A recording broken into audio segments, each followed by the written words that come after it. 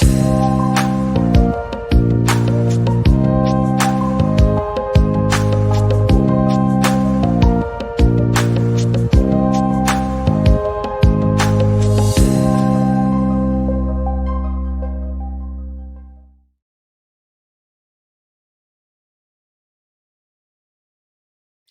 morning, everyone, and welcome to another edition of In the Reading Corner.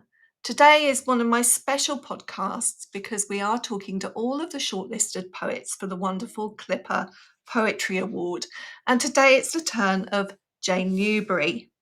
Now, Jane has a wonderful pedigree for writing children's poetry. She's worked as a puppeteer and taught early years music for over 25 years. She wrote and illustrated 3 songbooks. They were called A Sack Full of Songs, A Sack Full of Christmas, and What's in the Sack. Musicality and an ear for the beats of the language infuse her rhymes for very young children.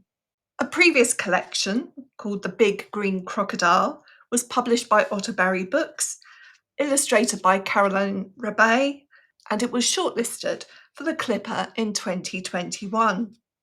Her latest collection, Big Red Dragon, is shortlisted for this year's CLiPPA Award.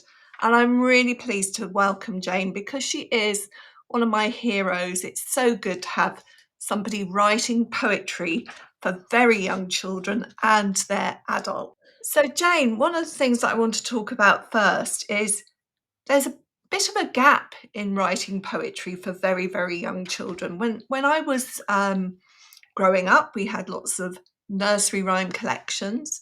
And when I first started teaching, there was this book called This Little Puffin. I had to have it with me at all times. It was my handbook. Do you think there's been a gap? Yes, I do. I think you're right. And while we have a lot of picture book stories in rhyme, that's probably the only readily available source of poetry for children. And I'm not sure that reading adults think of that necessarily as poetry. Collections of themselves are much less readily available. And there is a difference, isn't there? Even though they're experiencing rhyme and rhythm through the rhyming story, you pick up a rhyme to recite at any time of the day. It becomes part of your oral repertoire. Absolutely, absolutely. So, and it was certainly like that for me as a child, because I was really lucky in that I had a mother who was intensely interested in poetry, and her entertainment on car journeys was to recite poetry, and we just thought that was the normal. We thought all mummies did that, and they were incredibly memorable. All the old favourites from old anthologies, things like The Highwayman, and she'd do a double act with my dad at weekends after Sunday lunch, and suddenly they just both stop, look at each other, and they go, "There's a lovely seaside place called Blackpool that's noted for fresh air and fun, and Mr. and Mrs. Ramsbottom went there with young Albert, their son," and on they would go, and we just loved it. For me, it was Matilda who told such dreadful lies. I couldn't forget that one. And it's really interesting. My grandma lived to be 107, and she was still reciting daffodils at 107. She'd learnt it as a child, but it stayed with her throughout her life. It became so much a part of her. Yes, I think it's little understood actually how deeply poetry goes. It's something right in our DNA. It's been there since time began. I've just been doing some work with dementia patients, and it's astonishing. After a little while, suddenly something switches on in them, and they can remember, as you say, all these things from long, long ago. Poetry and music, they both seem to stick in the memory. Can I ask you about, you've talked a little bit about your childhood reading, and it sounds wonderful, the journeys that you had with your mum. Were nursery rhymes part of that repertoire? And can you remember the nursery rhymes you learnt when you were much younger?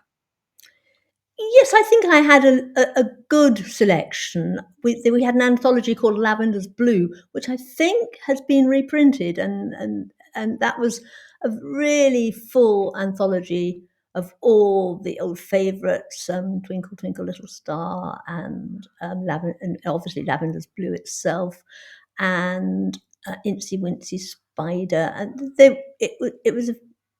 was invaluable, really. Um, I think possibly I almost overdid nursery rhymes when I was first starting to teach little children, and that was what led me into thinking there must be something else. You know, there must be a better way than Little Boy Blue blowing up his horn, which really doesn't mean much to the 4-year-olds of today. So that leads me on very nicely to my next question actually is why do you write? Well, in a way you've said you kind of identified a gap, but tell us more about that.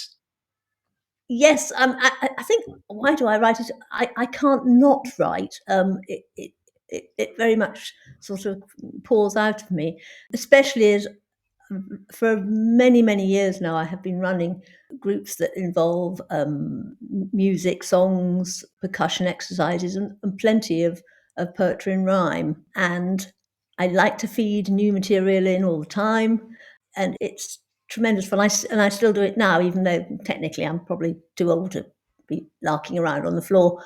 But I love it, and it's always been part of my USP. You've obviously got a very playful approach. Does the writing grow out of that? So a write might be suggested to you while you're in the process of working with children, parents, etc. Or do you have a more work-like approach? Do you sit down to write the poems? I think I'm very random. I think my life is very random. I think you're right about my I've never grown up. I am just still sort of somewhere around 3, I guess. So everything I do is playful, and I love tum-ti-tum rhythms and things if I'm out for a walk. And really, most of my writing is done when I'm out on a dog walk. That rhythm of walking helps me, and that's when I will develop something. Perhaps these days I will record it on my phone, but hopefully it gets to paper at some point. I'm afraid it's not a daily discipline for me. It's a spontaneous moment. You could catch me hopping and jumping when I'm out on a walk. I do want to say for anybody that's listening to this as an audio as opposed to watching the video, that I am admiring your licorice all sorts earrings. And I used to love my earrings when I was teaching. I had some lovely skeleton ones that I used to wear, and all the bones would dangle Oh, independently of each other.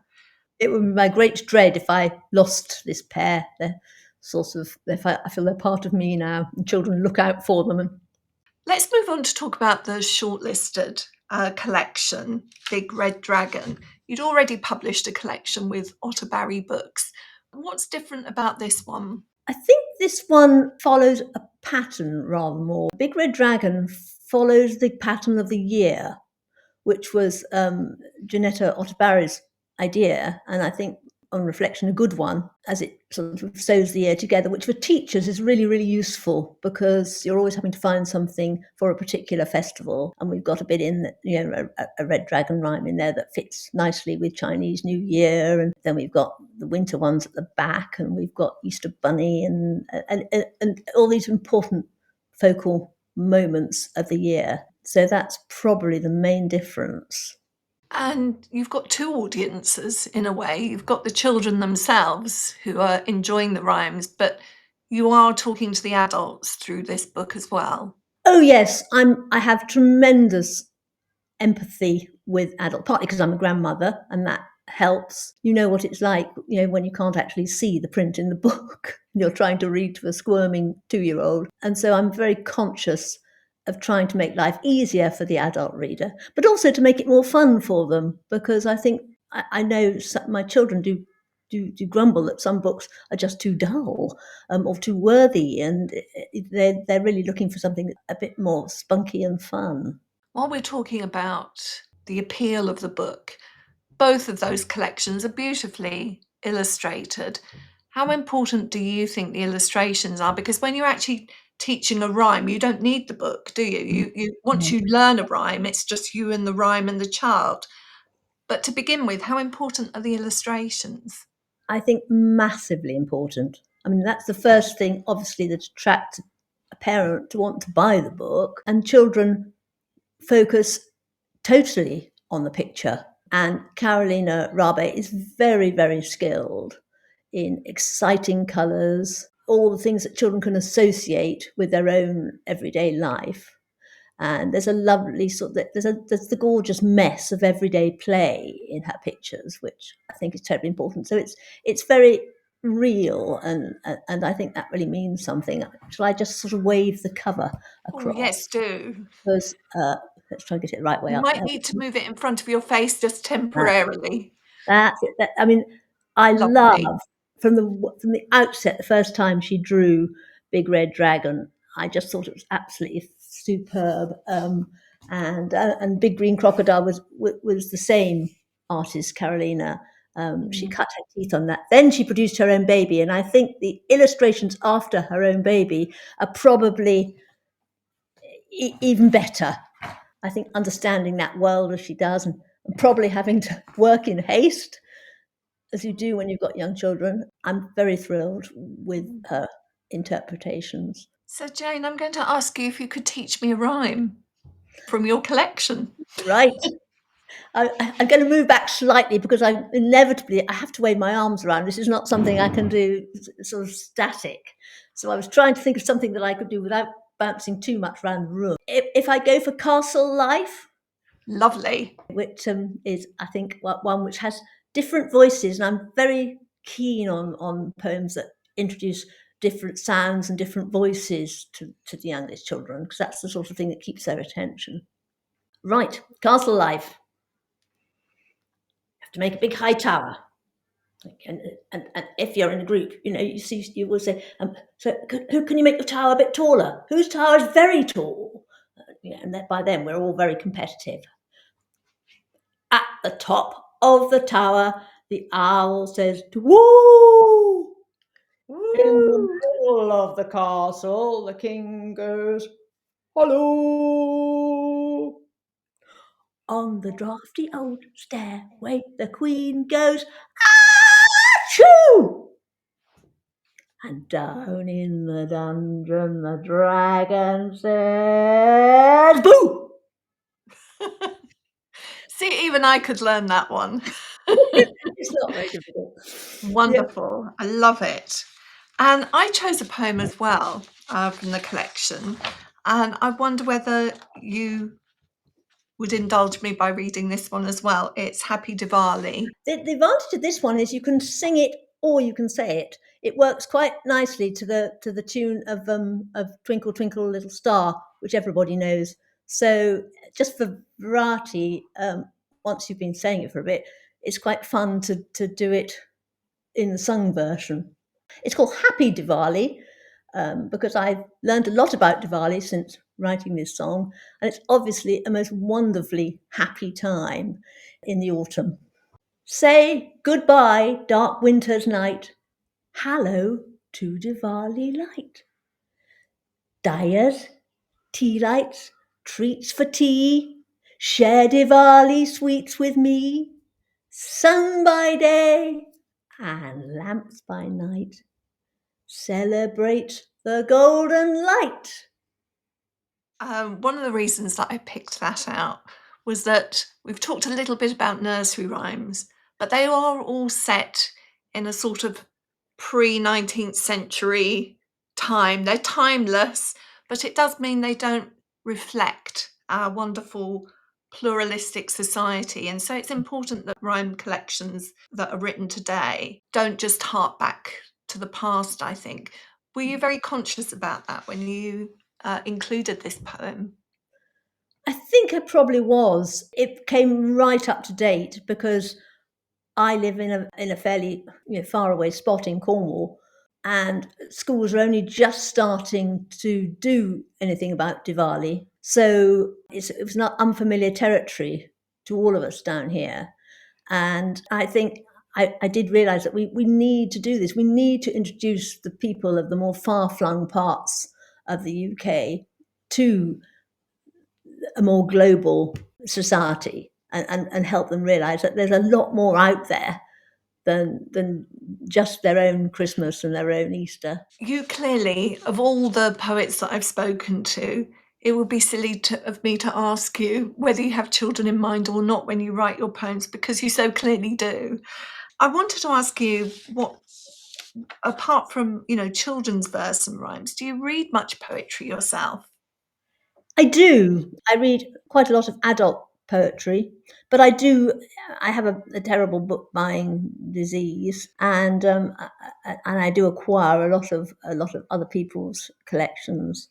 Otter-Barry keep tempting me with various new people that they keep discovering, and so there's some wonderful, exciting things coming out.